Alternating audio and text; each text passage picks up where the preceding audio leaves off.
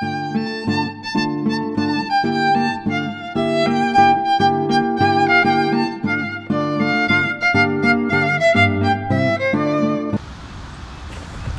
everyone, it's Lada from Astrology.com with your October 2016 horoscopes. And before I start, very quickly two announcements. Come and join me on the 15th of October, the month of love, the month of Libra, the month of relationships. I'm going to be doing a 3 to 4 hour webinar together with Trifon Nikolov on lovers and marriage. This will be a very special webinar. We're gonna talk about compatibility, but from a very different level. We're going to talk about the points of love, the points of eros, the points of attraction in the horoscope, with the points of marriage as well. This is information you won't find available around. This is very ancient information. It's based on the Egyptian or Hermetic, also called Arabic points of love, which is actually the real, how do I say, the top level.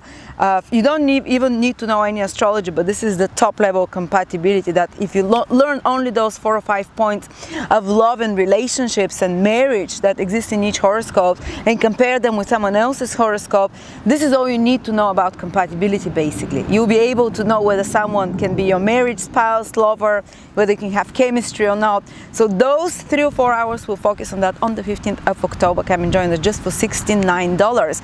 And also those of you who want to join me or who want to see after that a recording of my webinar, just $29 on stelliums. Stelliums, if you have 4 or more planets together close in your horoscope. These are pioneers, these are people with a very special mission in their life. And there is very little information out there on stelliums. And if you happen to be one of those people like me who has 4 or more planets together conjunct very close in their horoscope, within one area of their horoscope, we're going to talk about what your mission is. And we're going to talk how you can deal with that extra charge energy of the stelliums and how to approach such people. This is only $29, and I'm putting links for both of those webinars here.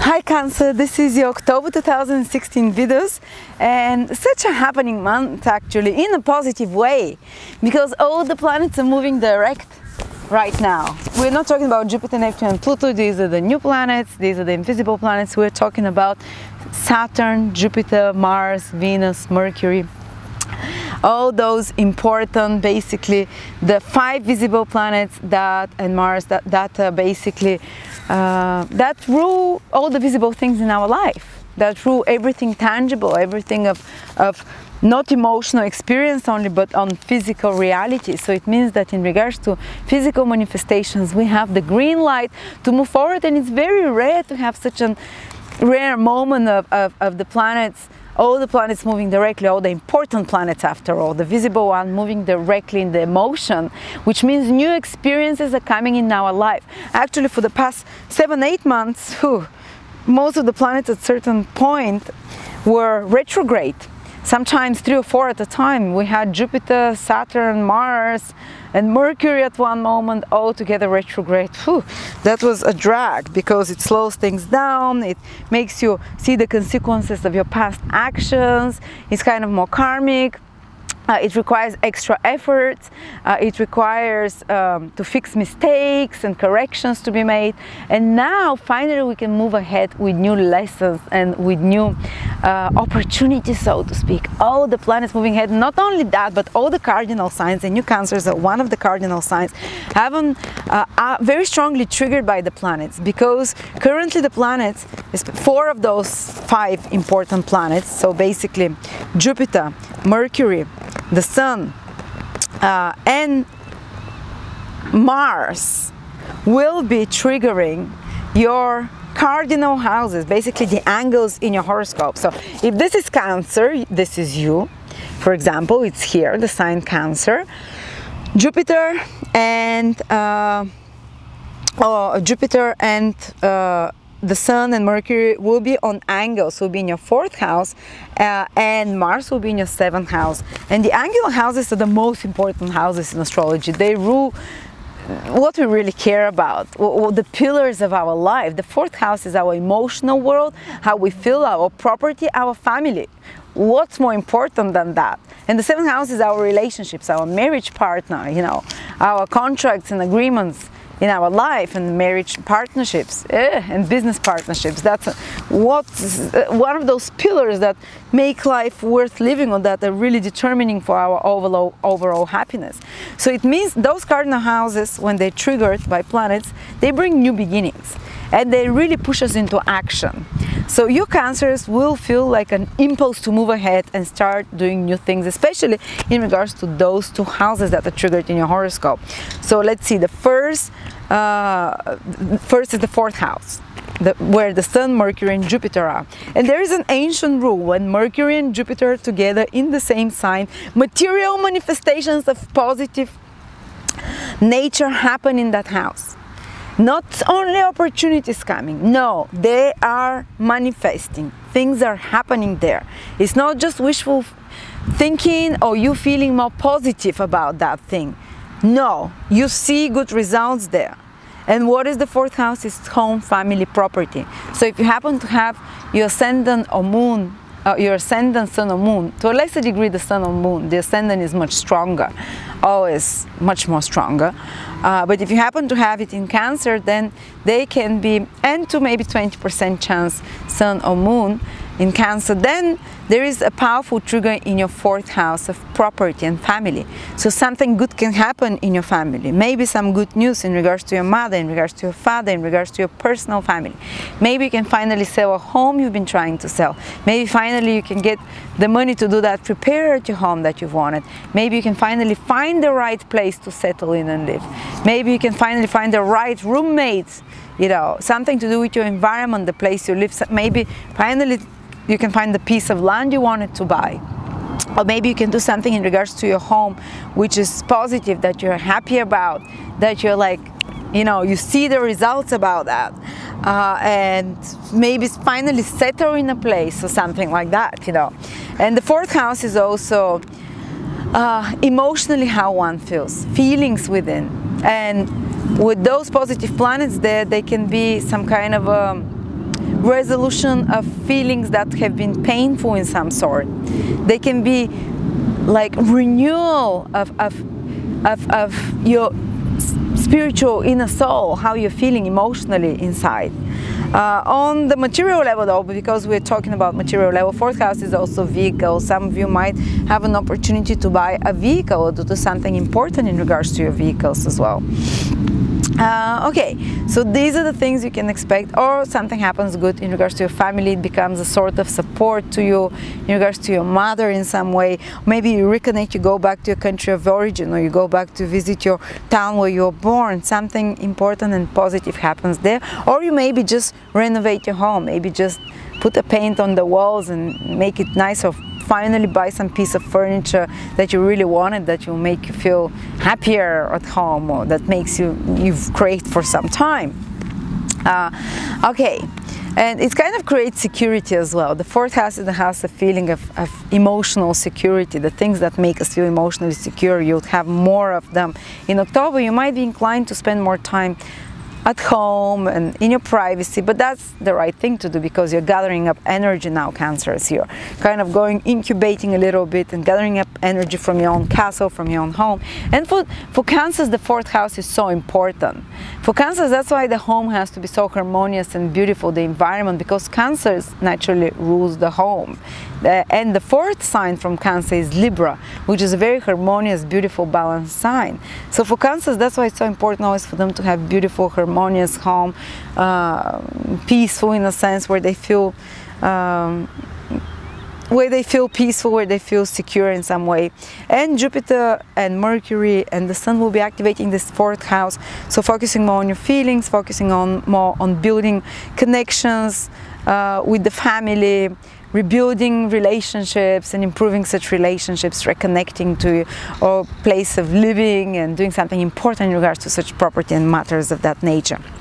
Okay, on another level we have Mars, which is moving for 2 months in your... Oh yeah, and I forgot to mention that also Mercury and Jupiter will send a trine aspect. There is it's called special Rashi aspect to your 8th house, only to that one in Aquarius. They're aspecting Aquarius in a very special way, which is again manifestating aspect. And the 8th house for you, Cancers, is in Aquarius, which rules resources or finances from other people. You might receive some chunk of money if you've been expecting, or some loan from a bank, or maybe you can borrow, maybe you've been waiting for some kind of resources or materials that you're finally able to access, because, or maybe the storage gives it to you to a lesser price, or the outletters give it to you to a lesser price. You can somehow benefit through resources of others, so you can ask for some support from another and you can receive a loan or investment from another. Or maybe your husband or your business partner can bring in more finances or money that starts becoming visible and tangible for you now. Or maybe you sort out something with your taxes that can save you some money in some way, or maybe in something in regards to inheritance that can manifest in your life.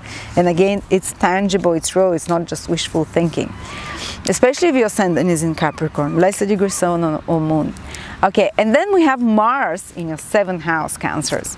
So Mars is about starting new things. Mars can stir up a bit of shit as well, can stir up the energy. But your 7th house is relationships. So on the negative side, let's start with the negative side. Mars in the 7th house can create a little bit of confrontation with partners. And it will be in your 7th house for about a couple of months, but you might feel it more intensely either in October or November, depending if you're early Cancers or later born Cancers, you know. So it's about, there is some kind of a confrontation that can happen. Someone can be pressing your buttons, because Mars is this kind of aggravating energy. Maybe your partner can infuriate you about something, business or personal partner. You know, maybe clients that you work with can be more demanding, more bossy, more easy to erupt, for example. 7th house, whenever Mars transits my 7th house, for me it's clients that I get feistier clients that are less patient, that push more. And this usually manifests in my life as well, with me getting less patient with my partners, and this kind of can backfire.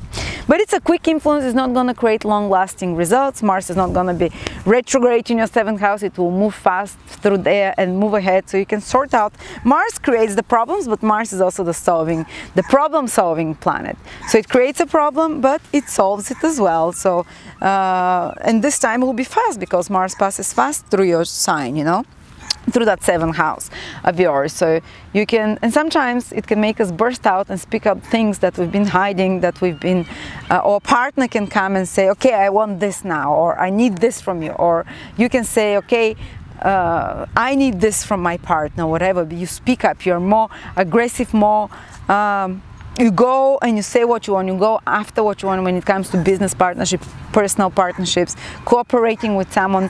Others are less likely to be cooperative, and this kind of, it's a reflection of how you feel within, because you yourself are less likely to feel cooperative. But don't start open confrontation with others, because they have Mars. Mars, the planet of war, is in their house, in the 7th house of others. So you have to find a way to compromise around it and to be cool and not to overreact, and the problem will be solved pretty quickly. But on the positive side, you can use that energy of Mars to be very constructive and initiative with a partner or with clients, to start maybe some project with a partner, business or personal. Maybe your partner might be quite busy. Your marriage partner might be very active this month. For some reason, you can start working out together with your partner, for example, or you can have more sex. Mars in the 7th house raises the libido usually. It's more like this desire to reproduce, not reproduce, but to, it's not so romantic, but it's more raw, but definitely raises the sex drive, and it can bring more such experiences in your life while Mars is in the 7th house. And you can do some active, physically challenging or energy requiring activities in pairs with someone, having to cooperate with others in some way, or having to tackle some problem together in a pair.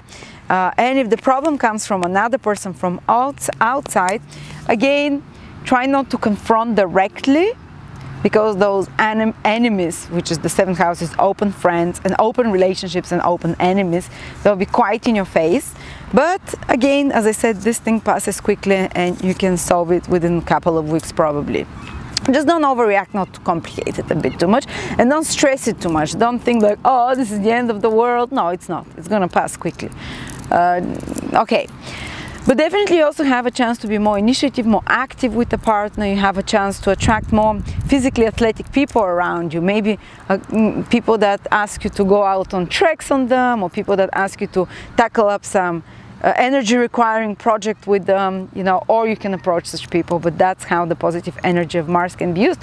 And especially if you're a salesperson, Mars in the 7th house makes you go and you know, be more forceful in your sales, because 7th house is agreements, sales, moving forward. So you can be, or you can be scouting new agreements and sales, for example, because Mars is this soldier that plows forward, that doesn't turn back. And Mars in the 7th house of contracts, of negotiations, kind of contracts and negotiations are not so compromise prone right now, but you definitely can go and scout new search clients, be aggressively advertise more for new clients, aggressively go after new contracts or agreements of any sort, and even aggressively go after partners of some sort, because of your sex drive is increased and your desire is increased, and actually others can aggressively pursue you more, because 7th house is others. It kind of 7th houses also can project, either you do it to others or others come and aggressively pursue you more and come after you more. Okay, so that's what I see for Cancers. Thank you so much. Hope you enjoyed it. Subscribe to me on Astrolada, on YouTube here, and follow me at Astrolada on Facebook, guys.